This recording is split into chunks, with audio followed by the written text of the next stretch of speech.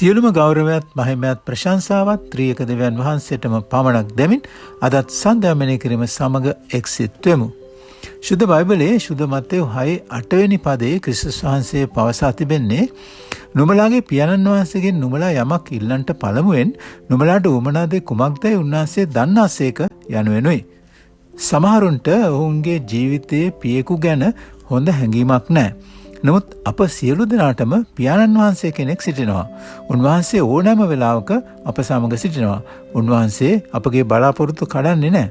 ක්‍රිස්තුස් වහන්සේ ශුද්ධ මත්තෙව් 6:10 වෙනි පදයේ අපට යාඥා කිරීමට කිව්වේ ස්වර්ගෙහි වැඩ සිටින අපගේ පියාණෙනි කියයි.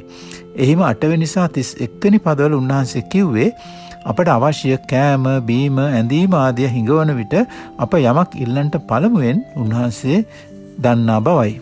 සෑම විටම අප අසල සිටින පියාණන් වහන්සේ කෙනෙක් අපට සිටිනවා. දහවලේ හෝ රාත්‍රියේ අපගේ ගමන අසීරු වන විට උන්වහන්සේ අප අත් නාරින බව අපට විශ්වාස කළ හැකියි. අපව ආරක්ෂා කිරීමට උන්වහන්සේ පොරොන්දු වී තිබෙනවා. අපට අවශ්‍ය කුමක්දයි අපට වඩා හොඳින් උන්වහන්සේ දන්නවා. අපි මෙනෙහි කරමු. අපගේ ප්‍රේමණීය ස්වර්ගීය පියාණන් වහන්සේ කිසි දිනක අපගෙන් උන්වහන්සේගේ දැස් ඉවත් කරගන්නේ නැහැ. අපි ආඥා කරමු ප්‍රේමණීය දෙවියන් වහන්සේ අප යමක් ඉල්ලන්ට පළමුවෙන් අපට උවමනා දේ කුමක්දයි දන්නා වූ ඔබ වහන්සේට ප්‍රසන්න වූත් ඔබ වහන්සේගේ නාමය ගෞරවයට පත් කරන්නා වූත් ජීවිතයක් ගත කිරීමට අපට උපකාර කළ මැනව. ආමෙන්.